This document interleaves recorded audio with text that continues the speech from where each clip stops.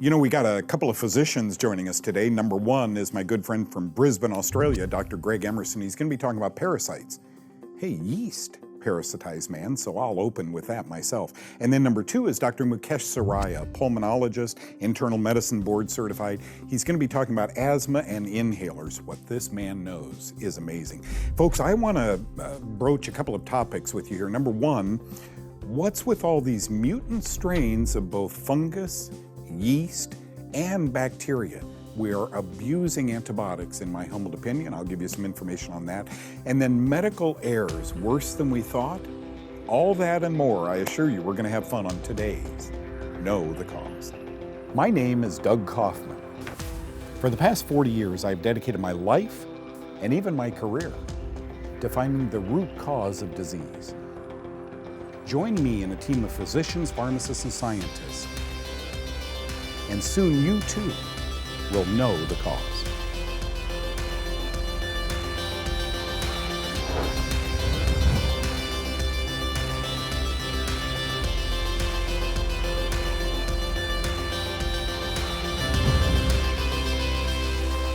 You know, it's my goal to really try and educate you on how fungi, not so much bacteria or viri or protozoa, how fungi impact your life so negatively.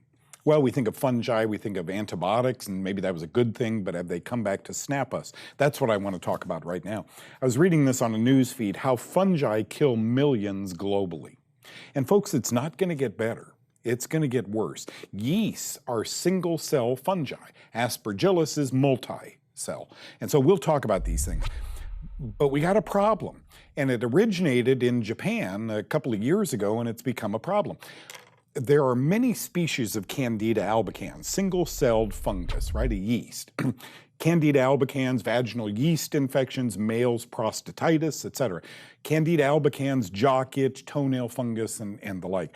Candida albicans is one strain of Candida, but there's 50 or 100 Candida glabrata and a brand new one called Candida auris, okay? Let's study this a little bit. Killer yeast in America, said the headlines. This is a U.S. Food and Drug. Candida auris is a yeast that can cause serious infections in hospitalized patients and is frequently resistant to multiple antifungal drugs used to treat Candida infections. It was first, now this is an important sentence, it was first seen in America in 2013. And as we progress here today, I'd like to, if my producer doesn't mind, I'd like to extend this a little and maybe make this a couple of segments so I can get all of this in. The question has to be right now, you guys watching this, well, I don't go to a hospital. One more reason not to go to a hospital, right, is the exposure to this drug-resistant antifungal. Diflucan doesn't work on this Candida species, okay? So the question has to come up, well, what tissue of my body would have a yeast problem?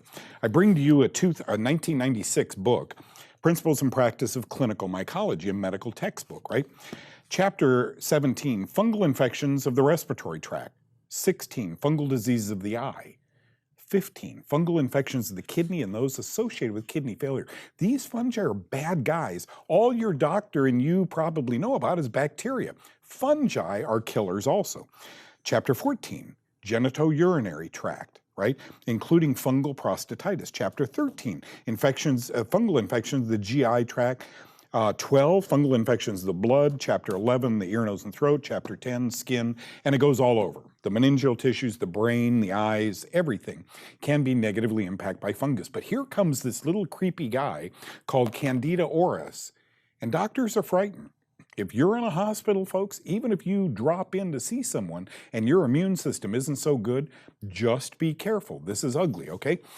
Is Candida auris killing people? Global studies have found that 6 in 10 of those infected with this fungus will die. And I love this part. Although it's never been proven proven that Candida auris caused the deaths because those patients were already so sick. When they do medical stats, it's almost like they want to say, we didn't do it. This Candida did it, right? It wasn't our fault. Where did this killer yeast come from? Although the yeast originated in Japan in 2009, the journal European Scientists made a public health statement that the Candida auris outbreak in England resulted from reusing thermometers, including those under the arm.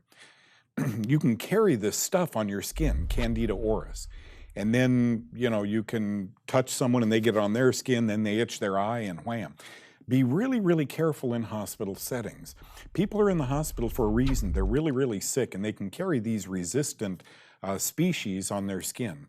So why don't antifungals, Sporanox, Lamisil, colchicine, some of the others, Nizoral, why don't they work? Okay, I believe the overuse and the misuse of antibiotics may have created not only antibiotics that no longer work against bacteria, but antifungals that no longer work against yeast and fungus. Are you with me? Folks, even the medical associations admit we are grossly, not a little bit, not every Wednesday, we are grossly abusing antibiotics. Look, we finally had something in 1955 that worked. Finally, a doctor could cure something, a bacterial infection, and it is being today absolutely abused. Every time we go in with any little thing going on, we're getting an antibiotic. That's not good. There's a darker side to antibiotics that I want to teach you when you get back. And remember this, when we go to a doctor, by the time I would go to a doctor, I'd really, really be sick. Probably a couple things going on with me, not just bacteria. Where do I want to go with this? Don't go away. I'll be right back with the second part of this. Okay, so when I opened this segment, I brought you this, how fungi kill millions globally. And folks are talking about people in Africa and Asia, Vietnam and so forth, getting into corn and wheat and peanuts that are infected with a mold. This mold degradates into a secondary byproduct. It's called a mycotoxin, and some of them cause cancer. And yes, it's in our food supply also. You have to be kind of careful. Not as commonly as it is in other countries, I don't think. It might be, but you got to think. So how fungi kill millions globally? The mold is called penicillium. The poison it makes is called penicillin. Ever taken that? I don't think the damage done by it can cure a bacterial infection. I think slowly, though, since you erase the good bacteria in the gut, antibiotics might be regarded 20 years from now as kind of killers, slow killers. Let me tell you what I mean. Why are we seeing all of these antifungal medication-resistant Candida species? One of them is called Candida glabrata. Another one is called Candida auris. And the answer, because yeast fungal infections are being routinely treated with antibiotics. When you go to a doctor, you don't know if you're chronic sinus problem. You're talking like this to the doctor. You don't know what it is. 96% of the time, the Mayo Clinic said, this is linked to fungus, not bacteria. But any doctor in America is going to pull out the old prescription pad, hand it to you for an antibiotic. Did he just fuel the yeast problem in your sinuses? Can it now disseminate through your body? Now your hip hurts, now you got stomach problems, now you get migraines. Yeah, look at this. In this analysis, says this American Society for Microbiology, in this analysis of data from a national candidemia bloodstream candida infection, we found that recent exposure to antibacterial drugs like penicillin affected the risk of bloodstream infection with diflucan-resistant candida isolates. Holy cow, does that say what I think it did? Does that say if you have a yeast infection and you go to the doctor and he treats it randomly, which he does, with an antibacterial, because your doctor didn't learn much about mycology, the study of yeast in medical school, so everybody gets an antibiotic. Slowly, remember Roberta Flack, Killing You Softly?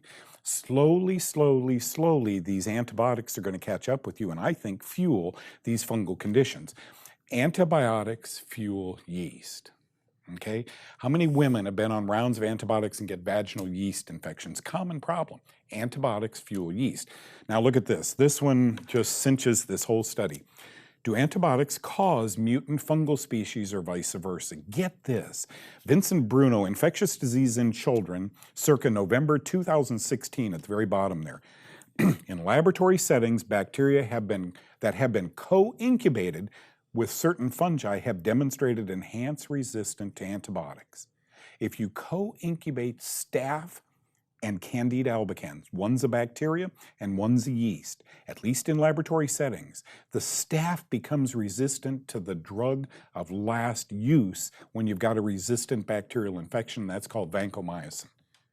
If you go to the doctor with a fungal disease, and Crohn's disease, we now know, Alzheimer's, we think, is a fungal. If you go to the doctor with an infection and he puts you on an antibiotic and you have an underlying, even dormant fungal condition, he may ignite that problem and create antibiotic resistance and antifungal drug resistance. Be careful out there. Always ask your doctor if he can rule out fungus as the cause of the symptoms you presented with. I mean, to me, that just makes good sense. Okay, don't go away. We'll be back with more. First segment, maybe too many antibiotic prescriptions, right? Now on to a couple of physicians, friends of mine. Number one is Dr. Greg Emerson talking about parasites. Number two is Dr. Mukesh Saraya talking about inhalers. Watch this.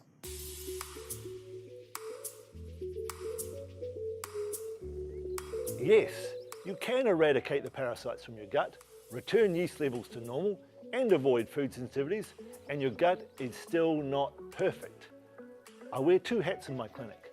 One is as a doctor, where my job is to level the playing field, bring you up to where everyone else is, the absence of a pathology in the gut. The second hat, though, is one of a quantum biological anthropologist, where I get to point out the damage that is being done to all of us. Our epigenetics, the interaction of our environment with our genome and microbiome. And that's something I can't fix for anyone else. We all have to take responsibility for that, to fight against what is being done to all of us, including the mass extinction of multiple species of probiotic organisms due to how far our diet has come from our traditional high-fat hunter-gatherer diet, environmental toxins, and our aversion to the sun. So what are the solutions? Well, we should honor our ancestry, eat like a hunter-gatherer, minimize toxins, and embrace the sun. This is Dr. Greg Emerson with Doug Kaufman at Know the Cause Studios in Dallas, Texas.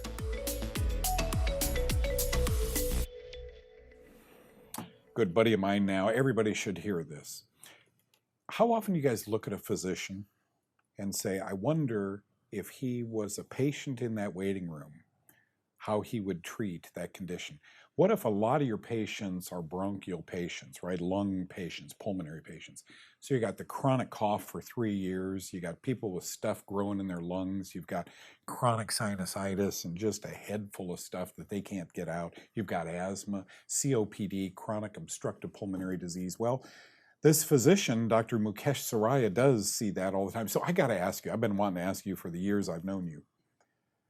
The patients sitting in your waiting room, they're probably all talking because you're a doctor who knows the cause and who's helping them get better. Once he learned about mold, his world changed. What if you had asthma? What if Dr. Saraya had asthma? What would you do now differently than 27 years ago when you graduated from med school? Very good question, Doug. So asthma is traditionally been considered to be a reversible airway bronchospasm, meaning inhalers. Every 4 hours you're hitting on inhalers. Yeah, and then along came the inhaled corticosteroids like Advair, Symbicort, so on. And that did change the outcomes in terms of mortality and so on. But what a lot of people are missing is that not all wheezing is asthma. And wheezing could be produced by mucus plugs, produced by allergens such as aspergillus that are actually pathogens, within the lung. Fungus. Yeah. And I'm finding that to be more and more, especially sitting in Texas where there's horses around, horse barns, hay and so on. So, what a lot of these folks, 18-year-old I recently saw, worked around horses and hay all day, for the last 15, 20 years of her life. And, when scoped, when go down with the bronchoscope, what we find is plugs of mucus. Wow. So this is kind of a bronchoscopic view. So you go into his lungs or her lungs? Yes. Okay. Yeah, passes tube, through the nose or the back of the throat, through the vocal cords, into the trachea, left and right lungs. So here's a plug of mucus that is blocking this airway. Wow. So the only thing open, this air passage, I would say, is blocked about 90%. So what's open is this much. Now this is causing the wheezing in her, in her lungs that most people would treat with inhalers. When you use an inhaler, what you're doing is you're dilating, making a little bit of space around the mucus plug. but you're really actually not getting rid of the mucus. So what is going on is every 4 hours, or either you're using your inhalers or you're using your nebulizer, and all you're doing is creating a little space around the plug of mucus. So this here is a plug of mucus that I had to literally pull out of the scope and flush this out because it didn't come through the suction channel. So these are plugs of mucus that had probably been sitting there for months, if not years. And this culture out, mold when it's cultured. But I think a patient with asthma, especially, when they're wheezing, mucus plugs might be the reason. So basically what I would do when somebody that's kind of fresh to my practice and has gone through rounds of antibiotics and steroids, I would go inside the lungs, I would look for these plugs, that would not show up on regular chest x-rays or even a CT. Pull them out, send it off for cultures, identify, what is causing these. 90% of them will show mold. What is the cause? The cause is a mold. And a lot of it is environmental, such as seen here with the vents. Your air ducts are full of mold. These are homes that some of them are basically been this way for years, and they're inhaling the spores, which in turn is causing the irritation, the bronchospasms, and they become pathogens, producing a lot of mucus that plugs them up. What percentage of your patient population do you isolate mold from their bronchoscopy? It's safe to say close to 90%. So then we'll go back to that question I started with. If you were that asthma patient sitting in your waiting room, or the COPD patient, chronic cough patient sitting in your waiting room, you'd probably lean on curcumin, Absolutely. maybe supplements, maybe a changed diet. Would that help?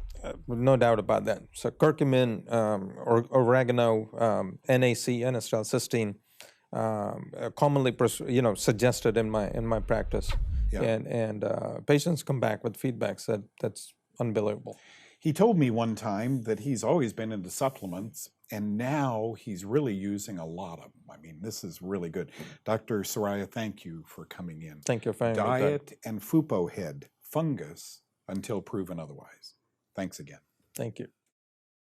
I prepared for this next segment, which is 4 minutes long. It talks about medical errors. It's not about fungus, although I think the reason many people, if not most, are in the hospital is a fungal infection that doctors aren't aware of, okay? But it reminded me of two things in my medical training, right? We used to have to run on the beach in San Diego at Camp Pendleton. And I mean run. Those Marines would get us up early. I was a Navy corpsman, but had to train with Marines.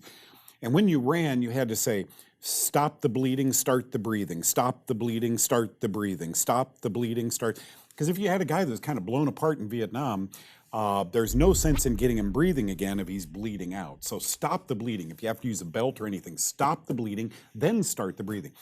The other thing was the care that we exercised in giving drugs to patients in the hospital. I mean, we didn't sleep nights before. And it's a big deal, folks. I respect nurses who have to dispense these drugs that doctors scribble down on a piece of paper. Mistakes happen. As a matter of fact, the #1 cause of death in America, #1 and #2 keep vacillating a little bit. Currently, it's heart disease, and then cancer's right here. But a few years ago, it was cancer up here. And, it seems to be no big deal to anyone except to me, who believes I can prevent heart disease and cancer, right? So, #3 cause of death, well, let me take it from the horse's mouth here. Johns Hopkins University researchers estimate that medical error is now the #3 leading cause of death, right? This was in the Washington Post a short time ago. #3 leading cause of death is medical error. Any of you nurses out there, or technicians, medical entrepreneurs, I have a brilliant idea, because we're going through this with a loved one in the hospital right now. The errors are amazing, are staggering. If I was a nurse, I'd start a company called Hospital Consultants, Inc., right? HCI. And these hospital consultants would be there, would place a nurse there, 3 shifts, right? 24 hours in a day, 8-hour shifts. And they would just kindly ask when the nurses bring the medications in to give them shots, to give them, that they could make sure it's the right stuff. When hundreds of thousands of people a year die to medical errors, why doesn't a business start? Would the nurses in the hospital be upset with that? The patients would love it. I mean, I can see your insurance paying for care like that. Mistakes are happening. Why hasn't anyone, I'm an entrepreneur, why hasn't anyone come up with this idea, right? We have people that take care of older people in their home. Why not in a hospital so we can become older people instead of us dying to a medical error in a hospital? I thought that was interesting because of this. NORC at the University of Chicago just published this. A new survey finds 21% of Americans reported personal experience with medical errors. And you know that it's 21% reported it. So it's probably 91% that didn't report it. And then look at this. More than 80% believe that patient safety in a hospital is a responsibility of healthcare providers. We don't get it. We have passed the buck. We have no idea that it's our responsibility. I would be a nutcase in a hospital. There's no needle that would go in my body. There's nothing that would go in my IV or my respirator without me saying, excuse me, can I have a quick look at that? And I'd be on my little computer. Okay, let's see. And when did the doctor order it? How much? 2 cc's? Man, this is 4 cc's. You're giving me twice as much. Come on, you guys, get a handle on this. Hospital Consultants, Inc. Anyone out there sharp enough to pull this one off? I think it's a great idea. Call me. I'll talk to you about the whole idea. God bless you, folks. I'll be right back with more. So there you have it. If any other health show gave you one of those topics, you'd say, wow, I'm relieved. We give you a whole bunch of them. Thank you, Dr. Soraya, for your input on asthma. What's the etiology of COPD, breathing problems, asthma, et cetera. And number 2, thank you, Greg Emerson, for coming in and just filling our ear with information on worms, parasite, the tiny being yeast, the big being tapeworms. Also, what did you think of today's show, folks? So many of you have caught me at airports or at a lecture or something and said, man, I'd love to ask you a dozen questions. You now can. Facebook, I have a Facebook show every Tuesday and Thursday at 3 p.m. Central, right? 3 p.m. to 4 p.m. where I talk live. I'm just unplugged. I just talk like I'm talking to you right now. And many of you email. We get hundreds, thousands of questions on that. And we pick out the good questions, keep them short and simple, and I'll try and respond to them. Remember at all times, folks, I am not a doctor. I'm not Dr. Emerson or Dr. Soraya. But I work with a lot, and I've helped train a lot of physicians in better understanding that when antibiotics don't work, stop moving around to other antibiotics. Maybe the infection has nothing to do with bacteria, which I believe it doesn't.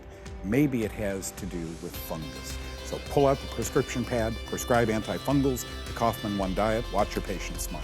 God bless you. See you next time. Bye-bye.